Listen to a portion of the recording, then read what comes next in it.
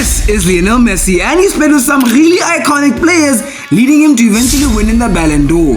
But what happens when you put him in a team all alone? Will things stay the same? Well, maybe not, because we're going to be letting this wheel right here decide the players around him. And the first player we're spinning from this wheel is going to be El Phenomenon! And the player we're signing is R9. Don't get me wrong, he's really iconic and all. Played for Real Madrid and Barcelona, but you're probably wondering, why is R9 on this wheel? You see, because the wheel that we have here is the wheel that has a full of Ballon d'Or players. Players that have won the Ballon d'Or. We have players like Kaka here, a midfielder who won the Ballon d'Or at AC Milan, and also an Italian Fabio Cannavaro who we could potentially sign. So just like that, guys, I think we're pretty much sorted with our striker position.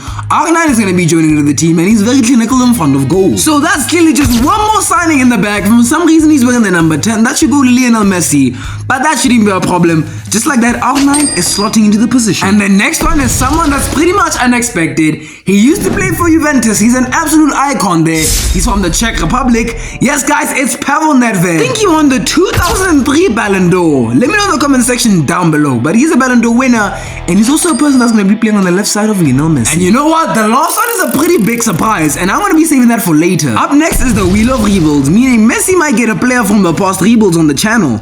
But it all depends on what the wheel wants us to pick.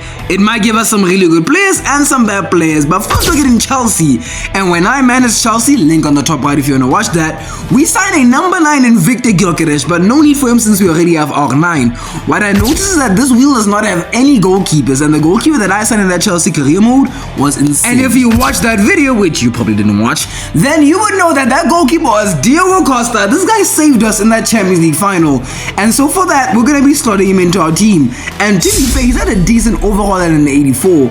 But will he survive as we put this team into the Champions League? Try to see if Messi and his teammates can win the competition. So our one and only goalkeeper Diego Costa is slotting in. And the next wheel of rebuilds is Olympique Lyon, arguably one of my favorite rebuilds. Ryan Cherki was there, a huge talent for Olympique Lyon right now, but most importantly, a huge talent for France. If you guys have watched him, you know this guy is absolutely insane. Let me know in the comment section down below if you think he should be called up by France. I think someone way better might be coming in for his position, but for now, we'll put him in that central midfielder position. The next wheel involves Messi himself. The wheel that we're getting next is the wheel of players that were called the next Lionel Messi. And on this wheel, that's insane. We have players like Lamine Yamal, which is arguably quite literally the next Lionel Messi. And maybe even replicating what Lionel Messi did by winning the Ballon d'Or. Hopefully these Messis don't crash out over Vought Vegas, to be honest. And just when I thought things were good, we landed up on someone that was an actual flop. And that flop was Ansu Fati. This guy was called the next Spanish Lionel Messi, guys. But injuries at Barcelona just came in and absolutely ruined his career. They literally entrusted my guy with the number 10, the most legendary kit numbers. Players like Ronaldinho, Lionel Messi have worn this on their backs. Julian Alvarez was actually considered the next Lionel Messi at some point in his career. We could have got him, man. Well, that doesn't matter because out of those 3 players, Ansu Fati is the only player that we're gonna get. The next wheel is the most infamous one of them all, the wheel of players who have flopped at Barcelona, either through injury or not getting game time. And we can name a few. Antoine Griezmann, he was so good at Atletico Madrid, literally made a name for himself at the club. He was so good there, but as soon as he joined Barcelona, things took a different turn. And the first player we're spinning is Ousmane Dembele, a record transfer from Borussia Dortmund to join Barcelona. He was seen literally as the next Thierry Henry, or even better, but we all know how that ended up. And trust me, things get even worse from here. But don't worry about what gets worse, because what's worse is Ousmane Dembele joining our team. So for that, we're going to be putting him down on the left wing, and I love his rating. He's going to be slotting on the left wing. And the next one is shocking. Someone you did not expect. Alejandro Grimaldo was on form for Bayer Leverkusen. He used to play for Barcelona, but he just couldn't make a name for himself. Is he one of the best left backs in the world? Let me know in the comment section down below. But as for now, he's going to be slotting with that left back position. And all we need to do right now is just improve our defense. And it looks like we're not going to do that because we're going to be signing Riqui Puig, a failed midfielder at Barcelona. He was called the next Andres Iniesta, the next Xavi, but just not possible. The next wheel has potential to help us win the Champions League with this team, and it's a wheel of players that have played for both Barcelona and Real Madrid. And we all know an infamous one is Luis Figo. Literally, he called himself a Barcelonian, but joined Real Madrid. He betrayed the club, and everyone hates hated him at Real Madrid. But yeah, it's not gonna be like that. We're drafting Angelo Di Stefano. Some people argue he's Spanish, some people say he's Argentinian, but he started off his career at Real Madrid and eventually joined Barcelona. Though one thing they can't say is that he can't join this team because he did play for both Real Madrid and of course the opposite team of them. So for that, Di Stefano is going to be slotting into the right wing position. There's also some players here that you did not know play for Real Madrid and Barcelona, and one of them is Samuel Eto'o. I don't even know if it's just me with my ball knowledge is wonkers, but did he go from Real Madrid to Inter or the opposite way? Well, we just signed him to the team, but the next wheel requires players that were there when Lionel Messi scored his first ever goal in his first ever prime season at Barcelona. And we have some really good names here. Deco is the first one that we're going to be drafting, and right after him we're going to be drafting one of the best midfielders for Barcelona, Andres Iniesta. I don't see why this is bad. I mean, I probably would have had Xavi because he's much higher rated in the game. Sadly, Ryan Cherki's going to have to come out and Andres Iniesta is going to be slotting in. That midfield looks absolutely amazing. It's a 1v1 for the win. Who's the wheel going to pick? It picked Carlos Puyol over Xavi, the player who helped him actually win the Ballon d'Or at Barcelona. Just like how you guys helped me get 250 subscribers. But Carlos Puyol, 89 overall, I don't see what's so bad about slotting him into the team. And so for that, he's getting that center back position. And right back to the 250 subscribers. By the time of this recording, I'm at 267, so it grew a lot. You guys are absolutely amazing, and this is why I keep making content. The next wheel is absolutely gut-wrenching. It would literally require us to use the worst rated goalkeeper in the game since we have Diego Costa, but it could help us get a World Cup winner, a certain legend as well. That's why as we spin the wheel, the first thing that we landed on was to sign Diego Maradona. The wheel said it, not me, so we're getting the number 8, the number 10 in real life back then for Argentina, an absolute legend that he adores with Messi. We're going to be signing Maradona, and also Fabio Cannavaro is a center back that I was hiding from you guys all along, so he's going to be slotting in. And Pavel Nedved, I'm sorry mate, but you're going to have to get out. And of course, Diego Maradona is going to have to be slotting in there. And the next one that we have is to pick 2 players from the World Cup winning squad. And you already know I'm signing, man. I'm going to sign that right back. It's going to be Cristiano Ronaldo. He's center back and all, but I don't see why it's bad about having him in the right back position here now. So if we're going to be slotting him right in that right back position, get it right in that right back.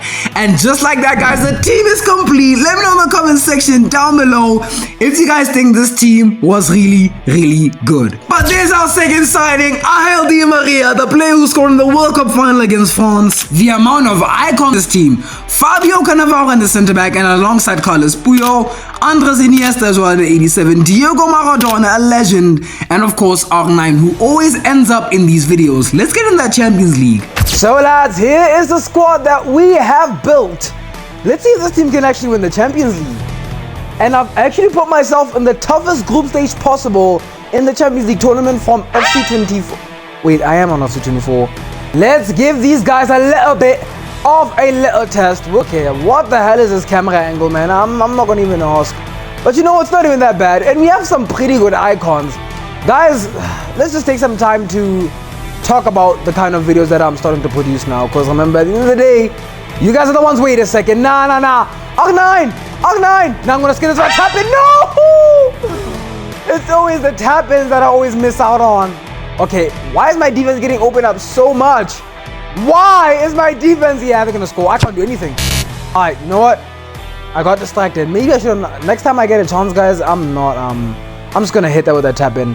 But what I was trying to say, guys, is that I'm really, like, I'm enjoying the kind of content that I'm doing. You know, like these kind of videos is something that, you know, inspired by Chuffsters and S2G and them, and they do them on Ultimate Team. So I was like, you know what? Why not take what they're doing and put it on career mode? Because it doesn't seem like anyone else is doing it, except for, of course, career mode king. But he's doing it like in his own style. You know, he's at another level. You know what I'm saying? So yeah, if you guys do love this kind of content, though, let me know in the comment section down below. I'd love to hear from what you guys think about this. And from then on, we're gonna be on the counter attack. Di Stefano is actually overpowered. Lionel Messi. Okay, this is good for a tap in. R9. Freaking 9. This guy is always scoring in these kind of videos. I'm gonna try something. Oh, Pele! Oh, Pele with a save. I did not do that. I did not mean to pause the ball. I don't mind though, Pele. That's a net. Oh, was that Messi that shot the ball? Oh, that's a good save out of Pele. Okay, I did not do that. I did not mean to pause that. Oh! Oh! Cristiano Romero out of nowhere. What? I was not expecting that out of Cristiano Romero of all players. Insanity and the Signal Iduna Park. We need a good replay at that because I don't know what on earth happened. Okay, he took a good touch. It clearly seems like Hummels lost the ball here. I don't know what he was doing. Yeah, he just lost track. Gobel was diving. I think he dove the right way. He just couldn't put it in, could he? I'll take the goal, honestly. And R9 scored another goal to make it a brace. That's a 3-1 win against Borussia Dortmund in the group stages.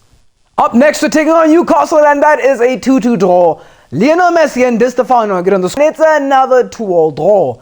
And R9 scores against his former club, AC Milan. AC Milan against Barcelona. Again, we're going to quick sim. Let's take this. It's a 1-0 win. Diego Maradona scores against AC Milan. A club that he has scored a lot in the Serie A when he played for Napoli. We have topped our group, not losing a single game, drawing 3 of them and winning 3. And that results us to playing Napoli. Okay. Diego Maradona's former club. And it is a 2-0 win. It's a 4-1 win on aggregate, a 2-1 win. R9 and Lionel Messi again on the score sheet against Napoli. Politano's goal in the 76th minute was just not enough. And then in the quarterfinals playing against Arsenal, which is a team that Real Madrid got knocked out by. And on aggregate, that was a pretty easy game. We beat them 4-2. And we knock out AC Milan.